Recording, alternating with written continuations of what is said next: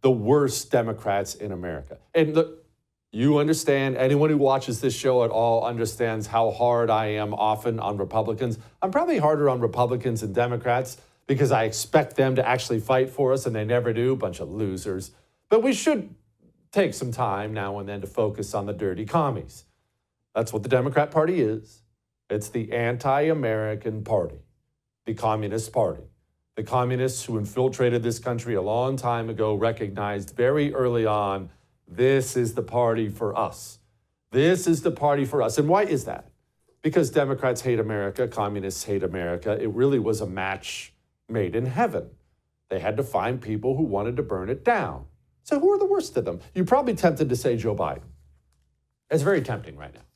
And I don't blame you. I don't know that there is a wrong answer here. I will give you my answer, but I don't think Joe Biden's the right answer, simply because if you ask me if I wanted my enemy to be extremely sharp, conniving, capable, or if I wanted him to be kind of a moron, well, obviously I would want my enemy to be a moron. I don't want him to be brilliant. I want him to be like Joe Biden. And Joe Biden obviously is not brilliant.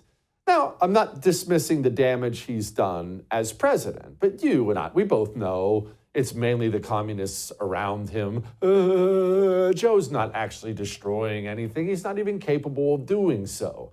But Joe Biden is a very terrible guy. He is a very terrible guy and has been for a long time, not just because he opened up the border. Joe Biden is mean and nasty and thinks he's a gangster. That's why he has no problem threatening you all the time.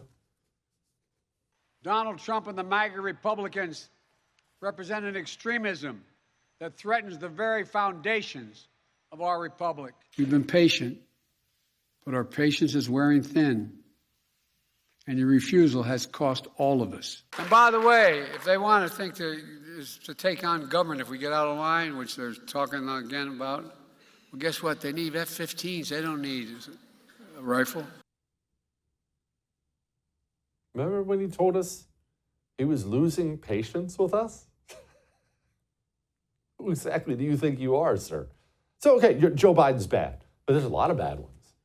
Adam Schiff, I know you know the name. I know you know the face sitting on top of that toothpick of a neck. Adam Schiff, he could easily have run away with the winner on this one because Adam Schiff did what all Democrats do now. He used his position. He used the access he had as being part of the government, access to information. He weaponized it to use it against you, against Trump. You remember Schiff.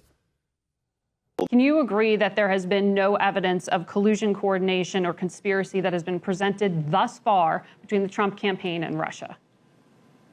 No, I don't agree with that at all. I think there's plenty of evidence of collusion or conspiracy in plain sight. I've certainly said that there's ample evidence of collusion. All you have right now is a circumstantial case.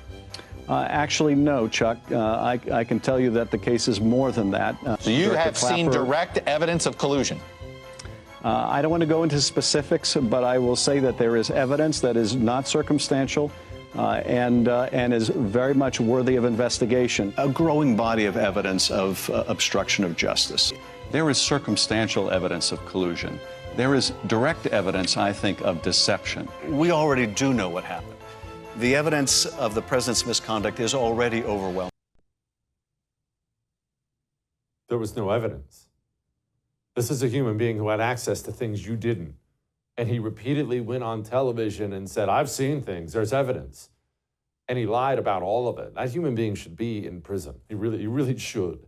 You can't do that. We've gotten so used to these things now that we've just accepted horrible things as normal.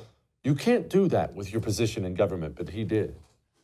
And speaking about uncomfortable, let's get uncomfortable and let's talk about Eric Swalwell. Let's talk about the fact he went on national television and he farted. Uncontradicted that the president used taxpayer dollars to ask the Ukrainians to help him cheat an election. All right, quit. We're not talking about the farting. That's understandable, Eric. We've all had bratwurst night. Let's talk about the fact that he's on the House Intelligence Committee.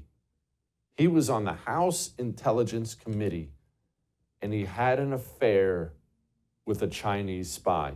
You understand the House Intelligence Committee has access to everything. If you ever are on Capitol Hill, I've been up there more than once, sadly, and you happen to breeze by the Armed Services Committee room or the Ways and Means Committee room, you'll find that they're just rooms. Oftentimes the doors are unlocked. You can go in and check them out, especially if they're in session. Go in, sit down. You don't get to do that at the House Intelligence Committee. You will find a sealed door with armed guards, and if you try to go in unauthorized, you will die. That's how important the secrets are in there. While Eric Swalwell worked in there, he was having an affair with Fang Fang. We have a country full of dirty traitors.